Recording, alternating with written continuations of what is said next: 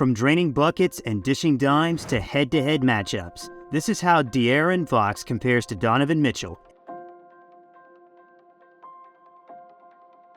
And first, I'm going to talk about their scoring. Swipe has played 373 games in his career so far, and in those games he's putting up 19.8 points per contest. That's pretty solid, though at the same time that number isn't too impressive, especially with how much easier it is to score in the NBA now. But De'Aaron's average is only low because he wasn't scoring all that much in his first couple of seasons in the league. Though ever since his third season, he's been putting up over 21 points per game, and he was at his best in terms of scoring in the 2021 season as he posted 25.2 points a game. Fox has also been having a terrific year this season, as he's averaging 24.6 points so far. When it comes to his career high, Swipe has hit the 44-point mark on 2 separate occasions. Moving on to D-Mitch. He's played 393 games throughout his career, and he's averaging 24.2 points throughout this stretch. That's clearly way better than Fox's average. Plus, Don hasn't never scored less than 20 a game in a single season. Yep, he was dropping 20 a game even as a rookie. Mitchell's had so many impressive seasons in terms of scoring, but he's outdoing himself this year, putting up nearly 27 points per contest. To top it all off, he also dropped his career high this season when he scored 71 on the Bulls. So I think it's pretty clear that Don takes the lead in terms of scoring because honestly, he makes Fox's numbers look like nothing. Though what good is scoring if you don't have good shooting splits? So that brings me to their efficiency. Fox averages 7.3 made buckets on 15.7 shot attempts per contest, giving him a field goal percentage of 46.9. And ever since De'Aaron entered the league, he's never shot less than 41%, which is pretty solid to say the least. What's more, Swipe is converting on a career-high 50.6% of his shots this year, but unfortunately, he hasn't been the best from beyond the arc or the charity stripe. In fact, Fox is a career 31.9% shooter from deep, and only cashes in on 73.5% of his free throws. As for D-Mitch, he puts up 19.4 shots per game and drains 8.7 of them, giving him a field goal percentage of 44.5. That's not too shabby, though Fox clearly has the upper hand here. But Don's way more efficient from downtown in the free throw line as compared to De'Aaron. He drills 36.4% of his threes and nearly 84% of his free throws. So all in all, the advantage goes to Mitchell once again. Now that I have scoring and efficiency out of the way, I'm going to move on to the one skill that every guard must be good at. And that's setting up their teammates. Swipe has been a fantastic playmaker ever since his rookie year, and he'll always make sure that everyone on his squad gets a chance to touch the rock. I mean, he averages 6.2 dimes per game, with his career high average of 7.3 coming in just his sophomore year. Plus, a dude who's hit the 15 assist mark in a single game certainly deserves a ton of respect being put on his name. To top it all off, he has a good assist to turnover ratio of 2.38 as well. Much like Fox, Mitchell's a solid passer, but his assist numbers aren't on the same level as Swipe's. Don only averages 4.5 dimes per game for his career, though he did rack up 12 assists once. Despite that, it's pretty rare for him to average anything close to 6 a game. What's more, his assist to turnover ratio rests at 1.8, which isn't the best, so I think it's pretty clear that Fox is the winner here. But everyone knows that if you want to be a complete player, you've got to be able to do everything. That includes grabbing rebounds. Most guards aren't spectacular rebounders, but that's because they're usually the smallest guys out on the court, though it's still important for them to get timely rebounds. De'Aaron grabs 3.6 boards per game on average, of which 3.1 are defensive rebounds. That number's far from impressive, but it's not like Swipe can't rebound well when his team needs him to, and his career high of 13 boards is proof of that.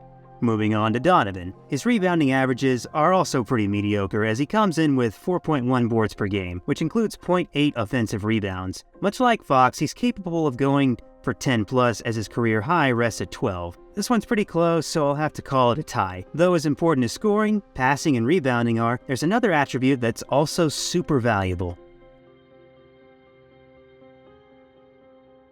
Yup, I'm talking about defense. If a guard can be a lockdown defender, then their team automatically becomes so much better. Unfortunately for both men, they've never been the best defenders. Fox has a terrible defensive rating of 114.4 for his career, and it's only been getting worse since his first 2 years in the NBA. But that doesn't mean he's useless on D either. I mean, he averages 1.3 steals and 0.4 blocks per game, which are pretty solid numbers for a point guard. Plus, he has a career high of 6 steals and 4 blocks, so he's definitely shown glimpses of how good he can be on the defensive end at times. Mitchell also has a pretty bad defensive rating as it rests at 109 for his career, though it's clearly not as bad as De'Aaron's. But again, he's also shown that he can be great on defense at times. He may only average 0.3 rejections, but he does pickpocket his opponents 1.3 times per contest. Don's career best mark of 5 steals is great, but the 2 blocks aren't too crazy. Again, it's a close call, but I'll have to give the nod to D. Mitch once again. Till now, I've just talked about their career stats, but I think it's also important to see how well they do when they face off against each other. So let me tell you their head-to-head record and stats. Ever since both athletes were drafted in 2017, they've met 15 times, and unfortunately for Fox, Mitchell has absolutely destroyed him in almost all of their encounters. Don's won 12 of the games, while Swipa only led his team to victory in 3 of them. And it's not like it was because De'Aaron's teammates let him down or anything. He just doesn't play well whenever he matches up against D. Mitch. But Donovan's the opposite, as he brings his A game each time.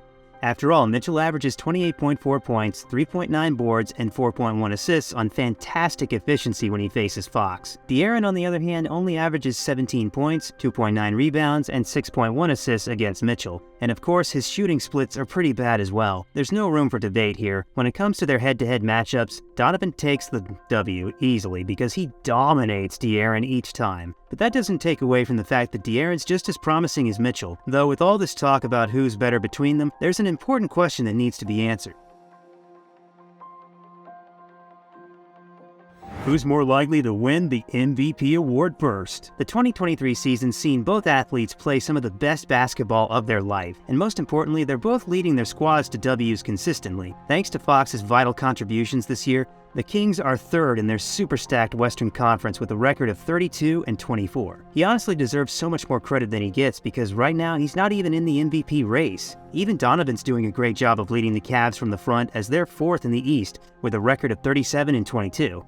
Yet he also isn't ranked in the MVP race. But if this season's an indication of things, they'll both definitely be in the race next year or in the years to come. As for who's going to get it done first, I think it's going to be Mitchell. Sure, Fox can carry his team as well, but Mitchell's scoring ability is just way too good. Plus, if he keeps improving and soon becomes a 30 points per game player, he'll bag the award in no time. But this is all hypothetical, so I think I should finish by talking about what both players have actually achieved up till now.